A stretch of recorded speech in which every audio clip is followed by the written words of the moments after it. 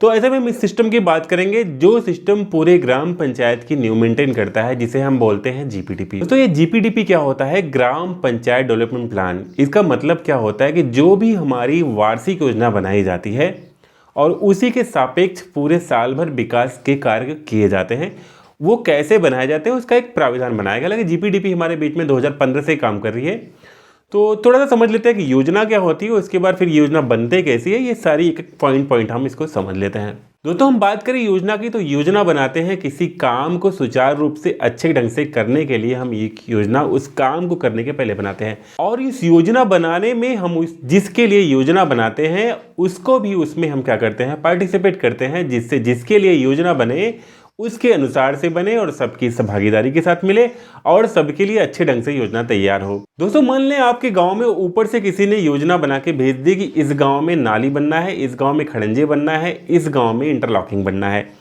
लेकिन हो सकता है कि ऊपर से जो योजना भेजी गई वो योजना आपके गाँव के लायक नहीं हो, क्योंकि हर गांव की अलग अलग समस्या होती है, अलग अलग प्रॉब्लम होती है। इसलिए जीपीडीपी का मेन मोटो यह है कि आपकी गांव की जो आवश्यकताएं हैं उस आवश्यकता के हिसाब से ही आप कार्ययोजना बनाएं। इसका मतलब गांव की जो ग्राम सभा है, जो गांव के समुदाय के लोग हैं, उनके साथ में मिला करके और उनके लिए उनके सहयोग से गाँव की वार्षिक योजना बनाई जाती है।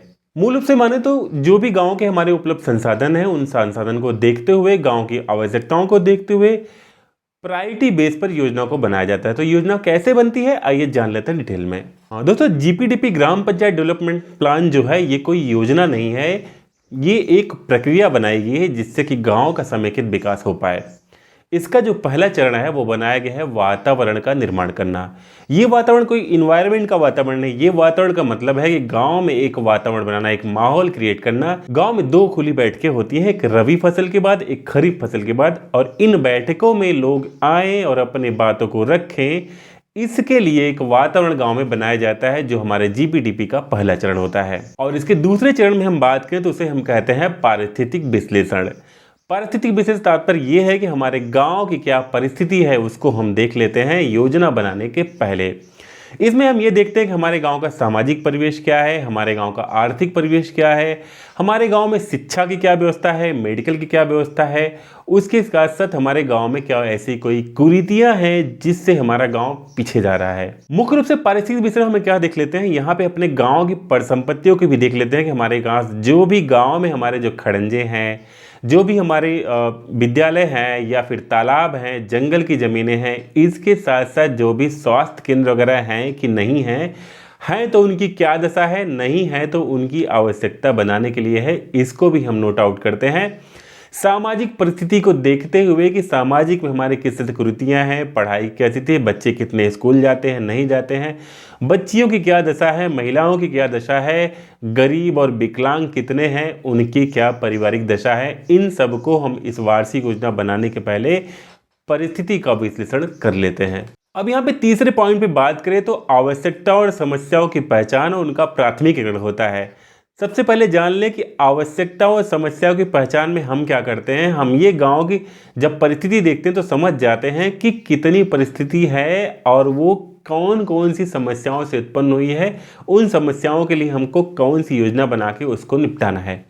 तो हम जब आवश्यकताओं को समझ जाते हैं उसके साथ साथ उसी बीच में हम देख लेते हैं कि हमारे पास संसाधन कौन कौन से मौजूद है। यहाँ पे हम बात करें तो हमारे पास रिसोर्स एनवलप मिलता है जिसमें हमें 2 तरह के संसाधन मिलते हैं, एक मानवीय संसाधन और एक वित्तीय संसाधन। यहाँ पे मानवीय संसाधन की बात करें तो जो भी हमारे फ्रंट लाइन के वर्कर्स हैं, जो भी हमारी आशा, एएनएम, आंगनबाड़ी, इसके साथ साथ रोजगार सेवक, सचिव, तो सफाई कर्मी, जो भी लोग हमारे साथ में हैं, हम देखते हैं क्या हमारे गाँव की ऐसी कोई समस्या है जो कि इन लोगों से मिला करके भी निपटाई जा सकती है, तो हम उसको भी कोट करते हैं। जैसे कि टीकाकरण हो गया, इसके साथ साथ गांव में पेंशन का काम हो गया, इसके साथ साथ हम देख ले कि सफाई का कोई काम है कि हमारा सफाई कर्मी लग जाएगा, उसके माध्यम से हो जाएगा, तो हम इसको भी यहीं पे सॉर्ट आउट कर लेते हैं कि कौन से हमारा मानवीय कर्मी से हो जाएगा और कौन सा जो काम हमारा है वो वित्तीय कर्मी के माध्यम से हो जाएगा। तो रिसोर्स एनवलप में पहला पार्ट हमारा मानवीय संसाधन, दूसरे पार्ट में हम बात करेंगे वित्तीय संसाधन की। तो यहाँ पर हमारे पास आ जाता है राज्य वित्त आयोग, केंद्रीय वित्त आयोग और मनरेगा। तो 3 तरह के हम वित्त आयोग को देख लेते हैं और इन्हीं से हम बनाते हैं अपनी कार्य योजना में। हम अपने बैंक के स्टेटमेंट को देख लेते हैं कि हमारी वार्षिक जो फंड आते हैं वो कितने आते हैं राज्य वित्त के, कितने आते हैं केंद्र वित्त के, और कितने पैसे हमारे मनरेगा तक हम इसमें काम कर सकते हैं। हालांकि मनरेगा की कोई लिमिट नहीं होती है, लेकिन मैं उसके लिए आगे वीडियो में बता दूंगा आपको। तो फिर भी हम इसको मैप कर लेते हैं, कितने हमारे पास धन है और उसके सापेक्ष हम इस साल कौन कौन से काम ले सकते हैं। उन कामों का क्या करते हैं, प्राथमिकीकरण करते हैं। प्राथमिकीकरण का मतलब क्या होगा कि कौन सा काम सबसे पहले लेना है, ये हम जानते हैं इसके माध्यम से। इसमें क्या होता है, इसका एक आसान सा तरीका होता है, हम किसी एक काम को दूसरे काम से टैली कराते हैं। जैसे कि हमारे पास कोई स्वच्छता वाला काम है, इसका मतलब नाली बनाना है, और दूसरा कोई काम है कि हमारे पास सड़क बनानी है। तो हम देखेंगे कि स्वच्छता वाला काम ज़्यादा ज़रूरी है, क्योंकि उससे बीमारियां फैलती हैं और लोगों को परेशानी होगी, इसलिए हम सड़क को बाद में रखेंगे, पहले रखेंगे स्वच्छता वाले काम को। दूसरे नंबर पे हम मान लिए हमारे पास पेयजल का कोई काम है, और तीसरे नंबर पे हमारे पास है सड़क का काम। तो हम जानेंगे कि पेयजल हमारे मनुष्य के लिए, मनुष्य की आधारभूत सुविधाओं से जुड़ा हुआ है। मनुष्य को पहले पानी पीना जरूरी, इसलिए हम क्या करेंगे, 2 नंबर पे पेयजल के काम और 3 नंबर पे जो है हम सड़क के काम को रखेंगे। इस तरह से हम इम्पोर्टेंस काम जो कि मनुष्य के जीवन से जुड़ा हुआ है उसे प्रायोरिटी बेस पे रखते हैं, और उसके नीचे वाले काम को हम नीचे बढ़ाते चले जाते हैं। हम ये भी देखते हैं कि हमारे पास कितने फंड हैं, हमारे फंड के सापेक्ष जितने काम हो जाते हैं उस काम को हम रखते हैं, और जो काम नहीं आ पाते हैं, बड़े काम या फिर अलग टाइप के कामों को हम अगले वर्ष दूसरी कार्ययोजना के लिए सुरक्षित रख लेते हैं। अब यहाँ पर चौथे क्रम में क्या होता है, हम बनाते हैं ड्राफ्ट प्लान। जो भी योजनाएं 1 नंबर, 2 नंबर, 3 नंबर पे आती हैं उन्हें हम लिखते हैं योजनाओं को काम के नाम को स्थानीय पहचान के साथ में। जैसे कि हमको पहले नंबर पे नाली बनानी है, तो हमने लिख दिया राम के घर से मोहन के घर तक 100 मीटर नाली निर्माण कार्य। 2 नंबर पे हमने लिख दिया कि महेश के घर हैंडपंप रिबोर या हैंडपंप मरम्मत का कार्य। 3 नंबर पे लिखा दिनेश के घर पे हैंडपंप मरम्मत या हैंडपंप रिबोर का कार्य। इस तरह से हम जितने भी हमारे काम होंगे 1 नंबर, 2 नंबर, 3 नंबर इंकित करते चलते हैं। जैसे पहले नंबर पे हमने ले लिया कि नाली निर्माण का कार्य, तो पहले नंबर पे क्या करेंगे, हम नाली निर्माण के कार्य के सामने ये लिख लेंगे कि हमारे पास केंद्रीय वित्त से बनाना है कि हमको राज्य वित्त से बनाना है। अब यहाँ पे टाइड एंड टाइड फंड की बात आती है, तो टाइड एंड टाइड फंड के लिए हमने और वीडियो चैनल पे बनाए हैं, आप उसको देख लेंगे तो आपको क्लियर हो जाएगा। उसको भी देखते हुए कि हम स्वच्छता वाले काम हैं कि पेयजल वाले काम हैं, किस मद से लेना है। जब हम ड्राफ्ट प्लान बनाते हैं, मतलब अपनी खाका बनाते हैं, वहाँ पे 1 नंबर, 2 नंबर काम के नाम के साथ में हम आगे ये लिख लेते हैं कि कौन से वित्त से ये भुगतान करना है। अब यहाँ पे जब ये ड्राफ्ट प्लान बन जाएगा तो इसकी जो प्रशासनिक स्वीकृति होगी ये हमारी ग्राम सभा देगी। प्रशासनिक स्वीकृति के बाद फिर क्या होगा कि हमारी जो वित्तीय स्वीकृति होगी वो फिर हमारा वित्तीय स्वीकृति का मानक जो है वो जान लें आप कि यहाँ पे 2 लाख तक काम के वित्तीय परमिशन जो है हमारी ग्राम पंचायत देगी। 2 से 2.5 लाख तक जब जाएगा तो हमारा एडीओ पंचायत जो ब्लॉक का होता है वो उस पर स्वीकृति देगा, और 2.5 लाख से 5 लाख तक के जो काम होंगे उस काम पर हमारा डीपीआरओ जो है परमिशन देगा, और 5 लाख से ऊपर के काम अगर होंगे तो हमारा जिलाधिकारी जो है इस काम पे परमिशन देगा।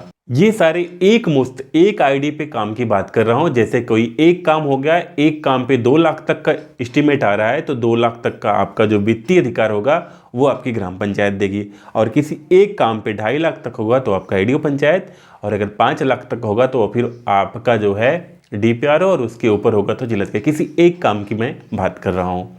यहाँ पे जो भी आपका टेक्निकल अप्रूवल होगा, मतलब उस काम का मापन होगा कि इस काम में कितने ईंट लगनी है, कितने मटेरियल्स लगने हैं, और इस काम में कितने खर्च लगने हैं, तो उसका जो आपका ब्लॉक का जेई होगा वो आपको मापन का काम करेगा, और उसकी जिम्मेदारी होगी वो माप करके आपको एक एस्टीमेट बना के आपको दे देगा। उसी के सापेक्ष फिर क्या होगा, इसी जीपीडीपी के थ्रू आपके ई गवर्नेंस के सॉफ्टवेयर सारे प्रोग्राम बनाए गए हैं। जैसे कि आप जानते हैं हमारे ई ग्राम स्वराज का पोर्टल है, उस पर वहाँ पे 3 आईडी बनाए गए हैं। विलेज एडमिन से क्या होगा, आपकी ये वार्षिक योजना वहाँ पे अपलोड की जाएगी, और वो वार्षिक योजना अपलोड की जाने के बाद फिर क्या होगा, जिस आईडी पे भुगतान किया होगा इसी विलेज एडमिन आईडी से वहाँ पे क्या होगा, उसकी रिपोर्टिंग की कार्य की जाएगी। मतलब उसके सापेक्ष जो भी वहाँ पे एस्टीमेट की कॉपी होगी उसको लोड किया जाएगा, और आईडी को वहाँ पे बैलेंस अलॉट करके आगे फॉरवर्ड किया जाएगा अगले प्रोसेस के लिए। अगले प्रोसेस से तात्पर्य यह है कि जो हमारी मेकर की आईडी होगी हमारे ई ग्राम स्वराज पोर्टल पे, जिसे सचिव हैंडल करता है, वो क्या करेगा, वहाँ से जो भी फाइल के सापेक्ष हमारे वेंडर होंगे वो वेंडर हमारे वहाँ पे अप्रूव होंगे और उनको भुगतान होगा। उसके बाद फिर जो है हमारा चेकर पे प्रधान अपनी डीएससी लगाएगा। ये सारे जो प्रोसेस हैं ये पूरे हमारे टोटल प्रोसेस जीपीडीपी के थ्रू आते हैं। मतलब गांव की विकास की खाका तैयार करना, गांव की परिस्थिति देखना, परिस्थिति के सापेक्ष वार्षिक योजना बनाना। तो यहाँ पे एक क्वेश्चन आता है, क्या वार्षिक योजना साल में एक ही बार बनाई जाती है या कई बार बना सकते हैं? आप जान लें योजना एक ही बार बनाई जाती है, लेकिन होता क्या है जब हमको कोई आकस्मिक काम पड़ जाता है तो उसके लिए हम क्या करते हैं, सप्लीमेंट्री प्लान भी लोड कर सकते हैं।